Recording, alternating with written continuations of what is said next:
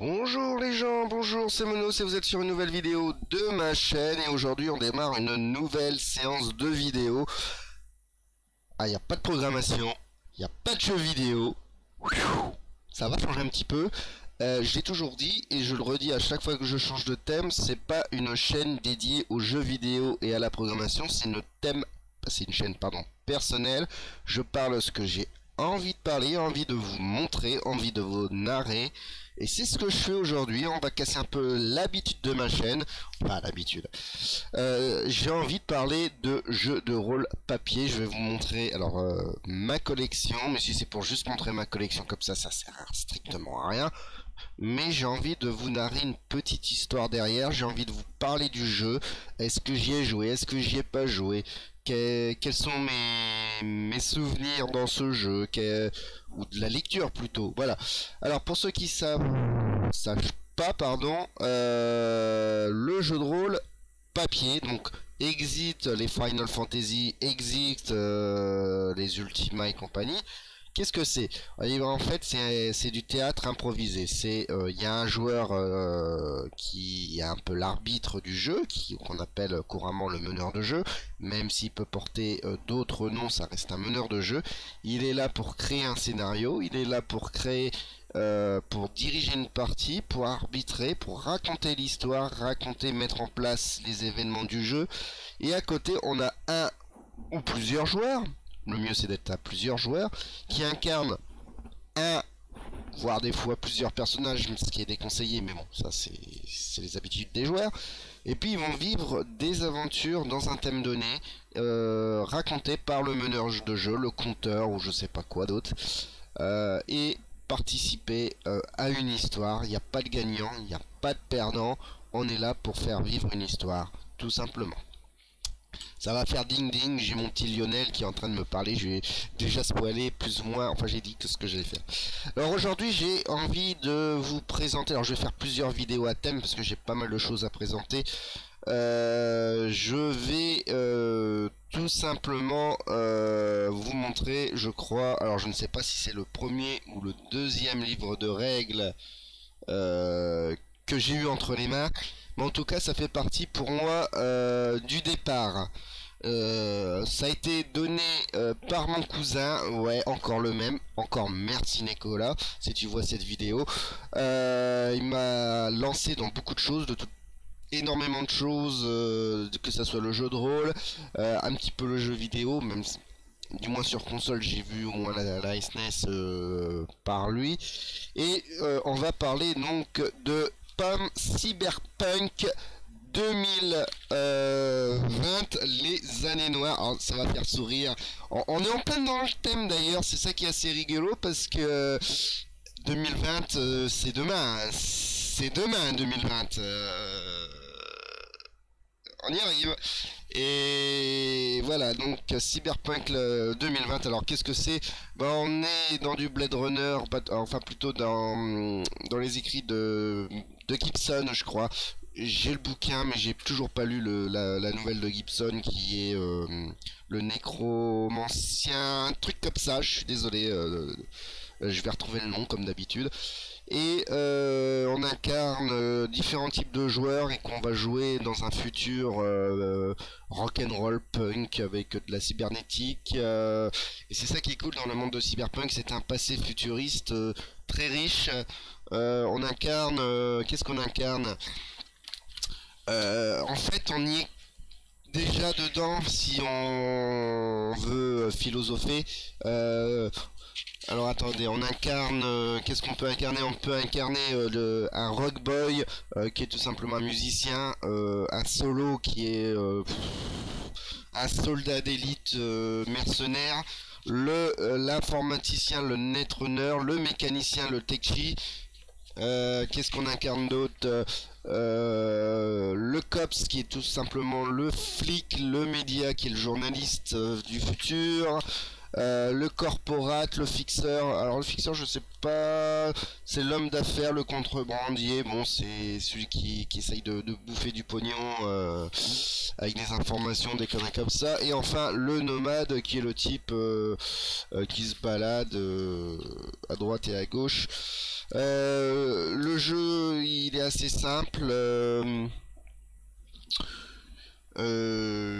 C'est du système, c'est édité pardon, par Chaosium, Oriflamme. Pourquoi j'ai Chaosium? C'est Oriflamme, pas. C'est le système Chaosium, je crois, d'Oriflamme. Voilà, c'est on remet. Alors, c'est pas mon exemplaire de gamin. Mon exemplaire de... Oups, là, là, là, là, hop, une petite connerie.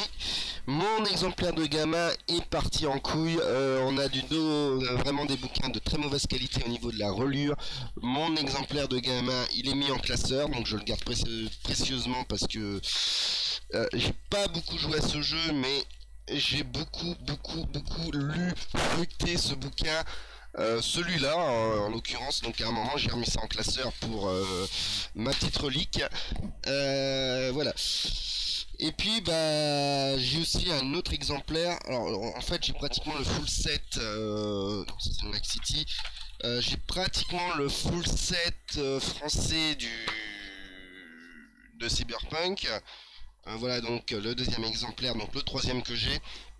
Il y aura une petite histoire assez rigolote là-dessus. Hop, il me restait plus qu'un truc à avoir, c'était l'écran du maître du jeu. Et c'était assez rigolo parce qu'il était vendu avec encore un livre de règles, je l'ai pas acheté cher d'ailleurs. Et un copain, enfin une connaissance, on était à deux sur les enchères sur eBay. Et il enchérissait sur moi, pour moi d'ailleurs, parce qu'il voulait me le prendre pour moi, enfin du moins de l'acheter pour moi. Et il était en train de... Il y a un moment, j'ai remarqué le truc, j'ai dit oh stop. Alors c'était... Bon, ça n'a pas monté haut les enchères, hein, faut pas se leurrer. Mais voilà, c'était pour la petite anecdote de Cyberpunk. J'ai pratiquement... il me reste juste, je crois, la carte de Night City que j'ai pas. Alors on va parler un peu de l'écran. L'écran du jeu. Hop. Alors c'est ce qu'on appelle un paravent, hein. Pour ceux qui ne savent pas, ça permet au meneur de jeu de cacher ses informations. Et en plus il y a souvent ici des tables mémotechniques pour éviter de retourner dans le bouquin sans cesse pour avoir le point de règle du jeu. Puis avec un magnifique artwork, je vais pas dire de la cantina, mais un truc de ce genre, d'un beau bar. Bref, c'est un beau bouquin. Puis à l'intérieur il y a Fear and Forget. Alors je crois qu'il y avait Fear and Forget, bah, c'est le nom. Voilà. Alors ce qui est bien dans Cyberpunk, c'est qu'on joue dans un monde futuriste. On va rester quand même dans le thème de futuriste, avec des corporations qui ont le monopole sur le monde. C'est ce que je dis, on y est, hein, Danette, enfin pas Danette, notre monde à nous à l'heure actuelle, on est sous des corporations. Ça s'appelle pas des corpos, mais quoique il y a des gros groupes qui gouvernent entre guillemets, enfin qui font du pognon, du boulot et compagnie, hein, ni en bien ni en mal. On n'est pas là pour parler politique, mais nous y sommes en plein dedans. Au niveau technologique, bah soit on n'est pas aussi avancé que le cyberpunk qu'on a ici, mais on n'est pas loin quand même, hein. Des implants pour les oreilles, pour les sourds, on les a. On a des prothèses, on a au niveau des voitures, bah, la voiture qui se pilote automatiquement, bah, avec Google, les voitures Google ou autres, hein, on y est dedans aussi. Donc soit on est pas loin, puis on est vraiment pas loin. Je vais vous montrer d'autres, donc là le full set de Cyberpunk, hein, bien sûr. On a après celui-là je vais vous le montrer à la fin. Voilà, on a le gros guide de Night City qui est tout simplement le bouquin de cette ville. Alors Night City, c'est une ville futuriste du jeu. C'est le background, hein, qui est fourni avec Cyberpunk. Mais ceci dit, rien n'empêche au meneur de jeu de créer d'autres villes, de transposer le jeu chez nous en France ou ailleurs. Voilà, donc il manque juste la petite carte de Night City pour avoir totalement le full set français. Et les posters, je crois, mais les posters, je m'en bats les cacahuètes. Je me demande si je vais pas commencer à acheter les livres en VO. Je me tâte, ça fait un petit moment que je me tâte là-dessus. Bon, de toute façon, c'est le seul jeu où j'ai le full set. Voilà. en français. Hein. J'ai le corpo book hein, qui parle un peu des corporations. Alors j'ai pas dû le lire celui-là. Voilà, donc on parle un peu des corpos. Comment c'est. Alors j'ai dû le feuilleter, je sais pas. Ah, ça commence avec. Il présente Arasaka et Iuk. Alors, hop. Alors, j'ai pas un beau setup de lumière. Voilà. Ah, ça, j'adore ce bouquin. C'est un peu l'Amérique 2020. Hein, c'est Home of the Brave. Blave, désolé pour l'accent. Voilà, il est très très beau artwork. Hein. Moi, que ça soit dans les jeux vidéo ou dans des vieux bouquins, les vieux magazines, je suis un gros fan des anciens artworks. J'ai encore du machin sur les ongles, moi. Bref, j'adore les vieux artworks. Je sais pas, il y a quelque chose. Alors, je sais pas si ça, nos nouveaux dessins à nous en ce moment, à l'heure actuelle, si ça vient parce qu'on fait ça sur micro-ordinateur, ou si c'est avant c'était peint ou je sais pas quoi. Mais je trouve que ça a beaucoup plus de charme. Et c'est pareil avec Blood Bowl. Blood Bowl ou tout ce qui est Warhammer, les anciens dessins, je kiffe les anciens trucs au niveau graphique. Alors ça je l'ai pas, c'est la fin d'une campagne je crois, c'est Firestorm, Shockwave. Ah, avant de revenir, ici il me manque, j'ai pas le full set, il me manque un livre des règles. Il me manque avec la couverture qui a été actualisée. Je sais, au niveau des règles à l'intérieur, ça n'a pas changé, mais il y a une deuxième version avec une couverture actualisée, au fait. Voilà, celui-là, je l'ai pas, c'est vrai, je l'ai pas. Donc c'est pas un full set. J'ai la suite ou le préquel de Shockwave, c'est Stormfront. En gros, c'est un début de campagne où tout le monde meurt à la fin, si j'ai bien compris. Alors, je les ai pas lus. Et c'est pour préparer tout simplement le Cyberpunk 3.0, j'ai envie de dire, qui change complètement les codes de Cyberpunk et qui, je pense pas que ça soit un mauvais jeu, mais qui a été mal accueilli par les personnes qui jouaient à fond à ce jeu. Ça leur a cassé un peu le truc. On n'est plus dans la même idée de corporation et compagnie, on est complètement ailleurs. On a aussi Willside. Voilà, donc Willside. Alors, je ne saurais pas dire, alors j'ai pas tout lu. Voilà. Qui, encore une fois, moi je kiffe. Regardez un peu. Voilà, donc je.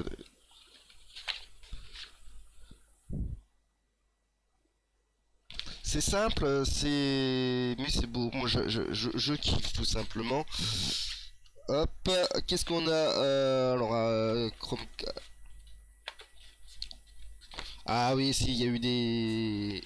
Alors, attendez, voilà, on va. Voilà. S'il y a eu aussi des couvertures alternatives. Là, j'ai les 4 livres, tout simplement. On va appeler ça des catalogues qui s'appellent Chrome. Alors c'est des catalogues, on a Chrome, le premier Chrome. Alors c'est tout simplement le catalogue du jeu avec des pistolets, des armes, de la drogue. Il y a des petites publicités assez sympathiques qu'on retrouve aussi dans les bouquins Star Wars. Des services. L'immobilier, combien vaut un appartement corporel? Alors, est-ce qu'il y a des prix? Non, il n'y a pas de prix. Si, location 2500 euros euro-dollar par mois, oui, parce que la monnaie c'est l'euro-dollar. Donc on a réuni l'euro et le dollar, on connaissait l'euro avant l'euro. Bon, c'était logique, hein. L'euro, l'Europe, voilà. Bref, on a 4 catalogues sur Chrome, du moins en français, hein. Je peux Chrome 2, voilà, la couverture elle est pas tout à fait la même. Chrome 3 et enfin Chrome 4, par exemple alors qu'est-ce qu'on peut, une belle moto, la Honda 4R 400 Trail qui vaut Pas très cher, 3000 € quand même. Voilà la petite moto pour ceux qui... La moto du futur. C'est... Bah, je trouve ça cool. Après, alors c'est quoi? C'est... Ouais, bref, il y en a plein de choses ici. Hop, je vais mettre ça de côté.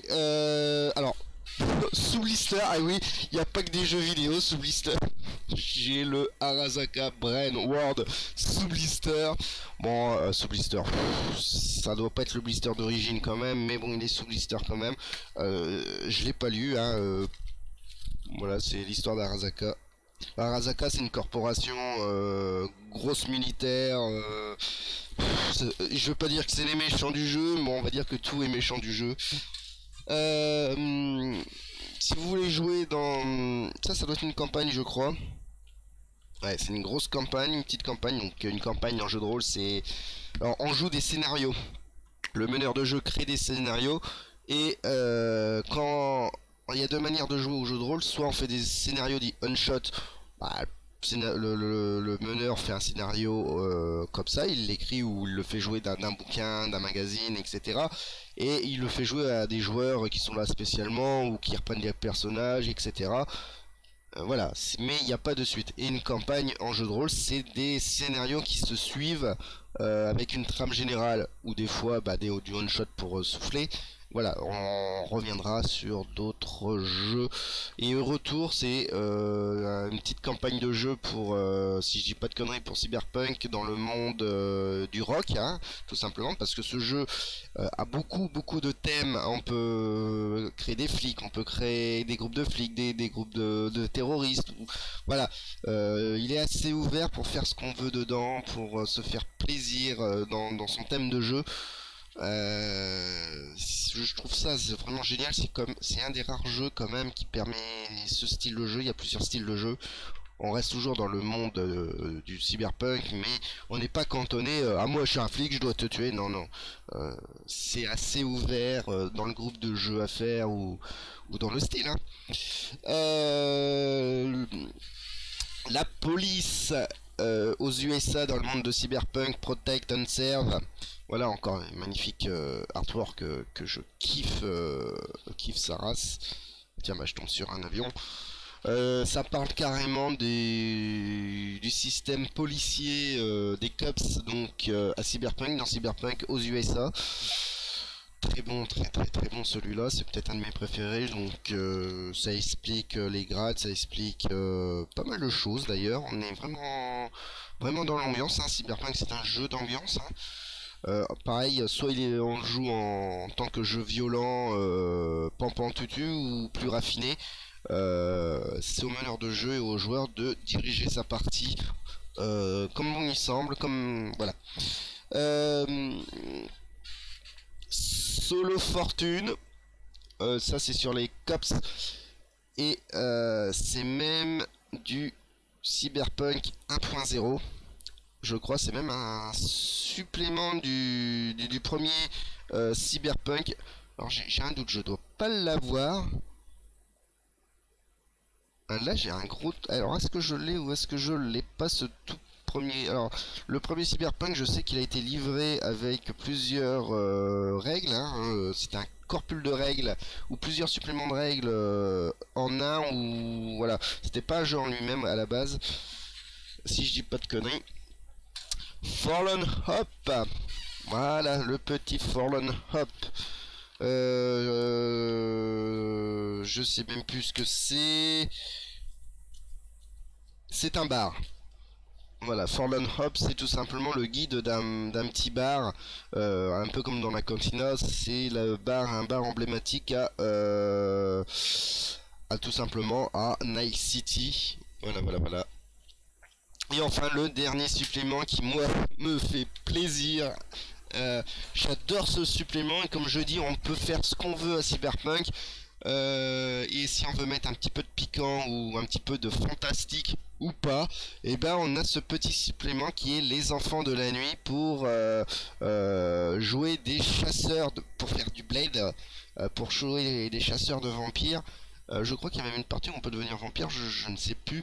mais pour changer un petit peu la direction du jeu, oui, on peut faire du fantastique à cyberpunk. Il y a plusieurs trucs qui est annoncé, soit c'est des vrais vampires, soit c'est des faux vampires, soit voilà. Encore une fois, le supplément laisse au meneur de jeu euh, le choix de faire ce qu'il veut. Voilà.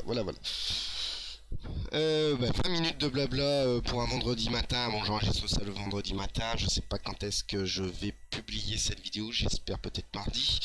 Je suis assez plaisir de vous montrer donc les cyberpunk. Franchement, si je dois conseiller à y jouer, est-ce qu'il y a des suppléments à acheter? Non. Franchement, juste le livre de règles et vous faites ce que vous voulez avec, hein. C'est quand même un jeu qui est autosuffisant avec son livre de règles. Après, bah, en fonction du groupe que vous voulez faire, bah, soit vous investissez, soit vous allez chercher les PDF. Voilà. Dites-moi dans les commentaires si ça vous plaît. De toute façon, je vais vous faire d'autres vidéos en vous parlant un peu de ce que j'ai au niveau jeu de rôle, parce que ça me fait plaisir. J'ai envie d'y rejouer, ça j'ai déjà dit dans d'autres vidéos, ça me manque énormément de pas jouer au jeu de rôle. J'ai peut-être une ouverture de jeu de rôle de toute façon, donc on va mettre ça en place avec encore un petit groupe. Je tarde à recommencer à jouer parce que voilà, j'ai besoin de voir autre chose aussi. J'adore la programmation, mais là je sens que j'ai besoin de faire un break. Quand je dis un break, c'est faire autre chose aussi à côté, pas que de la programmation. Voilà. J'espère que ça vous plaît. En plus, on parle de cyberpunk, mais le jeu vidéo va pas tarder à sortir. Enfin, pas tarder. Il est prévu dans les bacs. Moi, j'attends énormément de ce jeu qui va sortir bientôt, on va dire bientôt, parce que j'adore cette licence, j'adore cyberpunk. J'espère ne pas être déçu par le jeu. Je sais qu'il y aura des grosses libertés prises par rapport au jeu de rôle, et c'est normal. Déjà, on n'est plus dans les mêmes années, c'est normal. Je crois qu'on est dans les années 2040, une connerie comme ça, on n'est plus dans les années 2020. J'espère sincèrement qu'ils ne l'ont pas loupé, qu'on va s'amuser avec ce jeu qui va être très bon. Moi j'en attends beaucoup, hein. C'est peut-être le jeu que j'attends depuis 3-4 ans. Je crois que c'est annoncé il y a 3-4 ans, voire plus, je sais plus. Mais c'est vraiment le jeu vidéo que j'attends et qui me fera très certainement, acheter une bonne carte graphique et très certainement un nouveau PC. Voilà. Je vous dis un petit bisou et puis à la prochaine. Et j'espère vous montrer. Mais la prochaine, on va vous montrer une autre grosse collection de livres de jeux de rôle que j'ai. Voilà, j'en dis pas plus. Bisous.